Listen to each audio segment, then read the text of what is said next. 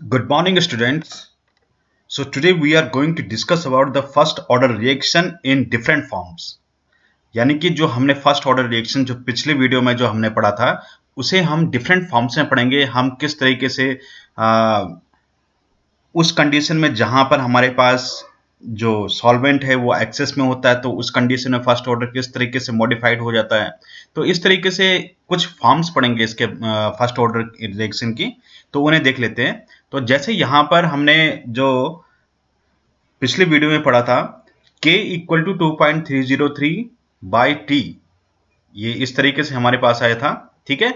और ये हमारे पास ये इक्वेशन हमको मिली थी K इक्वल टू ये इक्वेशन मिली थी, ठीक है। जहां पर K आपका रेट कांस्टेंट था, T आपका टाइम था, ठीक है, एंड फाइनल कॉन्सेंट्रेशन आपका ये था और इनिशियल कॉन्सेंट्रेशन हमने ये लिया था, ठीक है। तो इस तरीके से ये हमने पिछली वीडियो में इसके बारे में पढ़ा था, ठीक है, इस स्लोप के बारे में पढ़ा था, यहाँ पर हाफ लाइफ पीरियड कैसे होता है, ठीक है। तो कहने का मतलब है कि जो हमने पिछले वीडियो में फर्स्ट ऑर्डर रिएक्शन के लिए जो इक्वेशन हमने फाइंड आउट की थी ये वाली, ठीक है, इसी से आपका ये वाला इक्वेशन बना है। ये हमने पिछले वीडियो में देखा था, ठीक है। अगर एक बार इसे फिर देखना चाहते हैं देख लीजिए। जैसे ये यहाँ पर ये पहली इक्वेशन है, ये सेकंड इक्वेशन है। तो पहली इक्वेशन से आपने इस तरीके से इसे फाइंड आउट किया, ठीक है। फिर आपने इसे आगे फर्दर सॉल्व किया, फिर फर्दर सॉल्व किया इस तरीके से। ये हमने पिछले वीडियो में आपको बताया है पूरा, ठीक है। ये पूरा एक्सप्लेनेशन इसका पिछले वीडियो में किया गया है, पूरा एक्सप्लेनेशन है, ठीक है। आप उस वीडियो को देख सकते हैं अगर यहाँ पर कोई डाउट हो तो, ठीक है। तो चलिए यहाँ पर इसके बारे में हम डिस्कस नहीं करेंगे क्योंकि ये पिछले वीडियो में हम डिस्कस कर चुके हैं। तो ऐसे ही यहाँ पर हमने पिछले वीडियो में हाफ लाइफ पीरियड के बारे में पढ़ा था कि हाफ लाइफ पीरियड हम कैसे निकालते हैं फर्स्ट ऑर्डर रिएक्शन के लिए। ये हमारे पास इक्वेशन थी, फिर हमने इसको आगे सॉल्व किया था इस तरीके से, ठीक है। तो हाफ लाइफ पीरियड कैसे निकालते हैं उसके लिए भी आप पिछली वीडियो देख सकते हैं। और हमने इसमें ये जाना था टी हाफ, यानी कि half life period equal to 0.693 by K, जो कि आपका हमेशा कांस्टेंट होता है। It does not depend on the initial concentration of the reactant, ठीक है। तो ये भी हमने पिछले वीडियो में डिस्कस किया था, ठीक है। तो चलिए आज हम फर्स्ट ऑर्डर रिएक्शन के कुछ अदर फॉर्म्स के बारे में जान लेते हैं। जैसे देख लीजिए, मान लीजिए कि आपके पास कोई कंपाउंड है, कोई गैस है N2O4 या कुछ भी ले लीजिए, कोई मान लीजिए A है, ठीक है। A कोई गैस मॉलिक्यूल है, ठीक है। एंड दिस अंडरगो डिकम्पोजिशन, ये आपका डिकम्पोज होता है। डिकम्पोज होने पर ये किस में कन्वर्ट होता है? B गैस मॉलिक्यूल में और C गैस मॉलिक्यूल में। यानी कि अगर आपके पास A कोई गैसेस मॉलिक्यूल है, ये डिकम्पोज होगा आपका B गैस मॉलिक्यूल में और C गैस मॉलिक्यूल में। तो इनिशियली एट टाइम t0, तो इनिशियली मान लीजिए यहां पर A का जो प्रेशर है, A का जो प्रेशर है वो कितना है? PI। PI is the pressure of the gas A which is the initial pressure.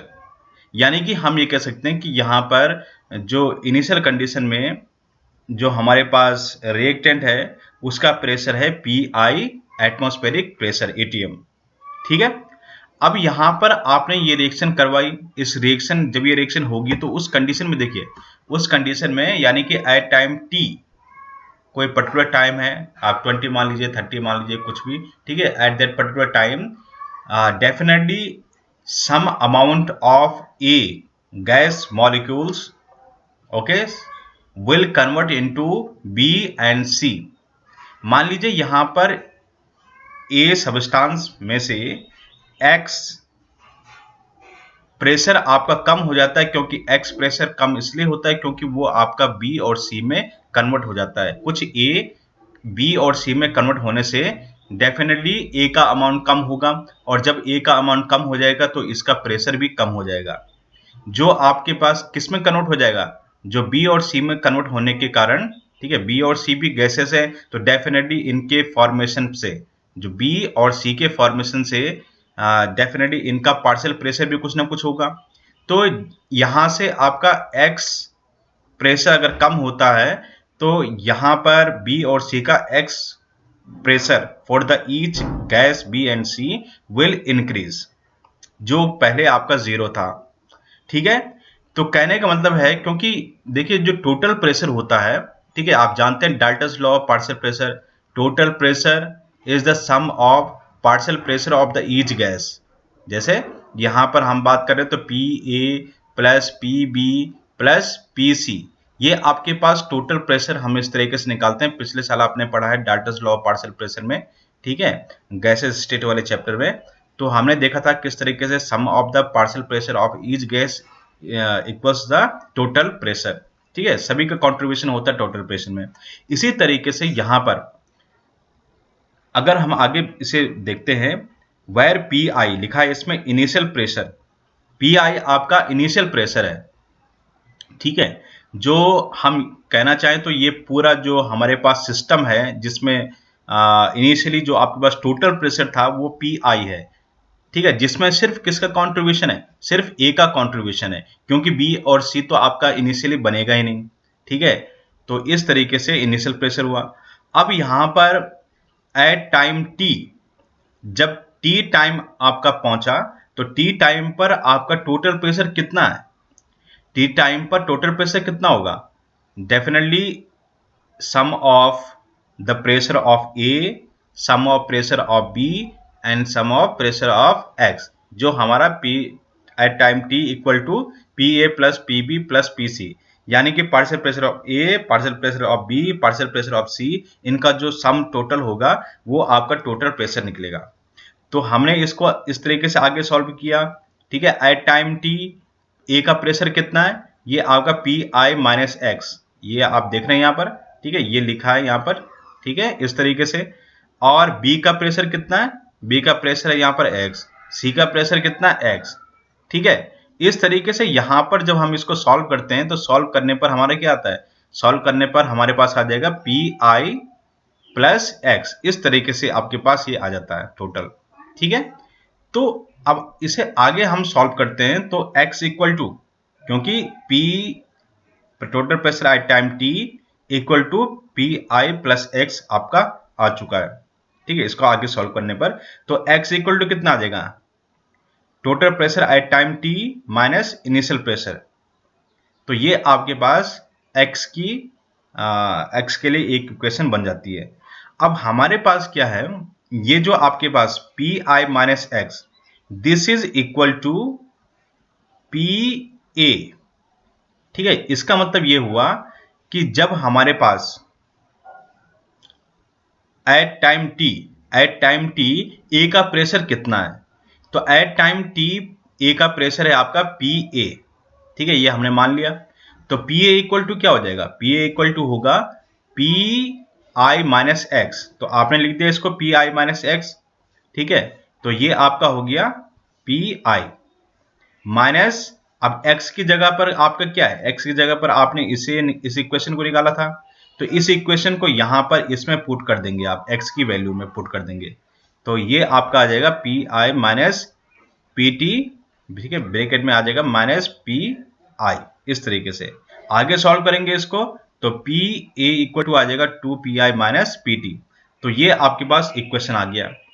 अब क्योंकि हमने अभी जो देखा था, ठीक है, ये हमारे पास ये इक्वेशन, ये वाली इक्वेशन जो आप देख रहे हैं, ठीक है, ये जो इक्वेशन है दिस वन, इस इक्वेशन में आप क्या करेंगे, जो आपके पास ये जो हमें, इसे मैं लिख देता हूं इक्वेशन को, ये लिखी हुई है इक्वेशन, ठीक है, जो हमने अभी देखी थी k equal to 2.303 by T log, ठीक है, इस तरीके से हमने देखा ये फाइनल, ठीक है, ये इनिशियल कॉन्सेंट्रेशन है, ये आपका फाइनल कॉन्सेंट्रेशन है, ये आपने यहां से मैंने लिखा है ये वाला, ठीक है, इस वाली इक्वेशन को मैंने यहां पर लिख दिया है फर्स्ट ऑर्डर रिएक्शन के लिए जो इक्वेशन होती है, ठीक है। अब यहां पर इनिशियल कॉन्सेंट्रेशन कितना है, अब देखो कॉन्सेंट्रेशन हो, आप यहां पर फर्स्ट ऑर्डर रिएक्शन को कॉन्सेंट्रेशन के टर्म में भी कर सकते हैं, प्रेशर के टर्म में भी कर सकते हैं। अब क्योंकि ये गैस है तो इसलिए आपको प्रेशर के टर्म्स में करना है, तो इसलिए हमने यहाँ पर कॉन्सेंट्रेशन की जगह हमने प्रेशर की बात की है, और प्रेशर आपका कितना है इनिशियली पी आई, तो इनिशियल कॉन्सेंट्रेशन की जगह आपको इनिशियल प्रेशर रख देना, ये आपने लिखा, और फाइनल कॉन्सेंट्रेशन की जगह आपको फाइनल प्रेशर रख देना है, किसका, ए का, जो आपके पास रिएक्टेंट है, हम रिएक्टेंट की बात कर रहे हैं, ठीक है। तो इस तरीके से आपने इसको रख दिया बस। अब आपके पास इसको फर्दर सॉल्व करने पे आ जाएगा, ठीक है, ये तो सेम है। यहाँ पर जो P I divided by P A equal to आपका यहाँ से आ गया, यहाँ से आपको मिल गया। तो ये आपके पास इक्वेशन बन जाती है। कहने का मतलब ये है कि जब आपके पास इस तरीके का कोई क्वेश्चन हो जिसमें इस तरीके से डिकम्पोजिशन हो रहा है गैस पार्टिकल्स का, तो आप उस कंडीशन में डायरेक्ट इस फॉर्मूला को रख के क्वेश्चंस को सॉल्व कर सकते हैं, ठीक है। तो ये था हमारा टोटल डिस्कशन अबाउट दिस कि गैसेस के केस में हम इसको किस तरीके से किस डिफरेंट फॉर्म में लिख सकते हैं, ठीक है। तो चलिए, तो अगर ये इसमें कोई डाउट है तो आप इस वीडियो को बैक करके दोबारा देख सकते हैं, ठीक है। अब आगे चलते हैं। दूसरी चीज है pseudo first order reaction. Pseudo का मतलब होता है फॉल्स फर्स्ट ऑर्डर रिएक्शन। ऐसी रिएक्शन जो आपकी फर्स्ट ऑर्डर नहीं है, लेकिन उन्हें हम क्या कहते हैं, फॉल्स फर्स्ट ऑर्डर कहते हैं। वो ऐसा हमें लगता है कि वो फर्स्ट ऑर्डर रिएक्शन है। जैसे मान लीजिए, ऐसा किस कंडीशन में होता है, ऐसा उस कंडीशन में होता है जहां पर कोई एक रिएक्टेंट लार्ज एक्सेस में होता है। यहां पर देख लीजिए, the order of a reaction is sometimes altered by condition. Condition के कारण उसमें थोड़ा चेंज आ जाता है। Consider a chemical reaction between two substances which when one reactant is present in large excess। एक रिएक्टेंट आपका लार्ज एक्सेस में अगर होता है, ठीक है, तो जैसे मान लीजिए हाइड्रोलाइसिस ऑफ ईस्टर। ये आपका ईस्टर है, ईस्टर आप लोग जानते हैं, ठीक है। अल्कोहल और कार्बोक्सिलिक एसिड को कॉन्सेंट्रेटेड एसिटोसल्फर के साथ हम जब इसे मिलाते हैं तो आपका ईस्टर बनता है। आपने 10th क्लास में पढ़ा है इसके बारे में, ठीक है, 11th में भी पढ़ा होगा। तो ईस्टर को वाटर के साथ जब हम रिएक्शन करवाते हैं तो यहां पर आपको एसिटिक एसिड बनता है और अल्कोहल बनता है। अब इस कंडीशन में मान लीजिए एट टाइम टी आपके पास जो ईस्टर है उसके मोल्स है 0.01। ये आपके पास ईस्टर के मोल्स हैं। वाटर के मोल्स है मान लीजिए आपके 10 मोल। तो यहां पर आप देख सकते हैं किस तरीके से एक रिएक्टेंट का जो आपके पास वाटर है, इसका आपके पास लार्ज एक्सेस है, large amount of water is there, ठीक है। तो आपने एसिड के प्रेजेंस में ये रिएक्शन करवाई, तो अब देखो यहां पर आपका एसिडिक एसिड भी बनेगा और अल्कोहल भी बनेगा, ठीक है। अब यहां पर एट टाइम टी तो आपका ईस्टर पूरा कंज्यूम हो चुका है। ईस्टर पूरा कंज्यूम हो चुका है। आप यहां पर देख सकते हैं, कैसे पता, ये 0 मोल है।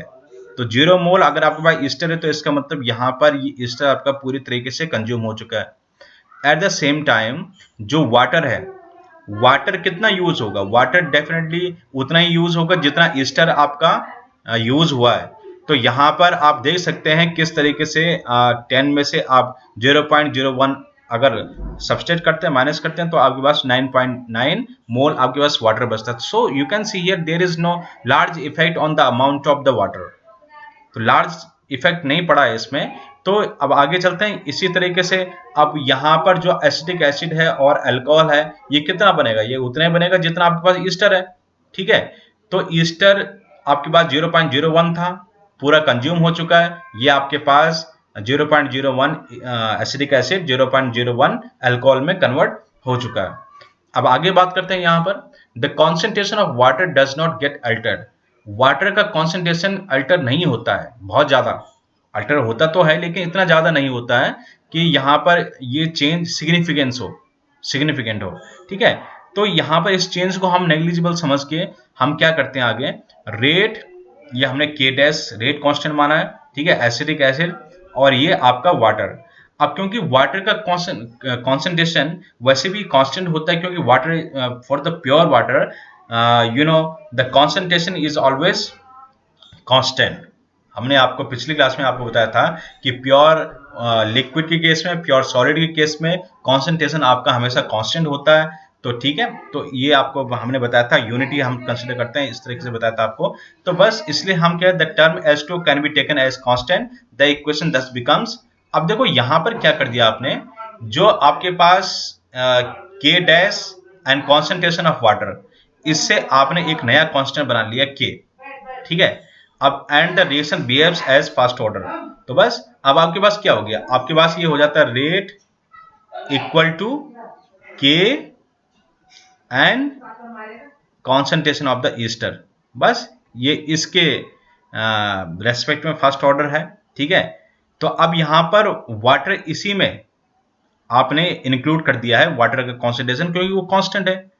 तो कांस्टेंट, ये के डैश कांस्टेंट है, वाटर का कॉन्सेंट्रेशन कांस्टेंट है, तो constant into constant is equal to constant, ठीक है। तो ये आपके पास हो जाता है। तो इस तरीके से अब यहां पर इस इक्वेशन को अगर आप देखेंगे तो वाटर के कॉन्सेंट्रेशन का रेट ऑफ रिएक्शन पर कोई असर नहीं पड़ेगा, क्योंकि वाटर का कॉन्सेंट्रेशन क्या है, कांस्टेंट है। तो सिर्फ जो असर पड़ेगा that is only of the Easter concentration, ठीक है। तो इस तरीके से यहां पर हमें ये मिल गया। तो अब ये जो रिएक्शन है ये फर्स्ट ऑर्डर की तरह बिहेव करती है, हालांकि यहां पर हम ये कह सकते हैं कि ये पूरी तरीके से फर्स्ट ऑर्डर नहीं होती है, ठीक है। कुछ ना कुछ असर यहाँ पर वाटर के कॉन्सेंट्रेशन का पड़ता है, लेकिन फिर भी इतना ज्यादा सिग्निफिकेंट चेंज नहीं आता, तो इसलिए हम इसको स्यूडो फर्स्ट ऑर्डर रिएक्शन कहते हैं। इसी तरह द सेम जो जैसे हमने इस इक्वेशन के लिए देखा था स्यूडो फर्स्ट ऑर्डर होते हुए, इसी तरीके से हम कैन शुगर का जो यहाँ पर हम देख रहे हैं इन्वर्जन ऑफ कैन शुगर, ये इसका अनदर एग्जांपल है स्यूडो फर्स्ट ऑर्डर रिएक्शन का। तो इस तरीके से हमने दो फॉर्म्स पढ़ी हैं, एक पढ़ा है स्यूडो फर्स्ट ऑर्डर रिएक्शन पढ़ लिया है, ठीक है। दूसरा हमने जो पढ़ा it is decomposition of the gas and writing the first order equation in terms of the pressure, ठीक है, प्रेशर। और एक नया इक्वेशन हमको मिला, इस पे बेस्ड आपके क्वेश्चंस होते हैं, आपको इतना लंबा डेरिवेशन करने की जरूरत नहीं होती है अगर आपको डायरेक्ट ये फॉर्मूला याद हो, ठीक है। तो इस तरीके से आपको देखना है, ठीक है। तो ये दो चीजें हमने डिस्कस की हैं। I hope you must have understood this, ठीक है। अगर इसमें कोई डाउट हो तो आप इस वीडियो को दोबारा देख सकते हैं, और फिर भी अगर कोई डाउट है you can comment, okay, and I will definitely answer your doubts. Thank you so much, okay.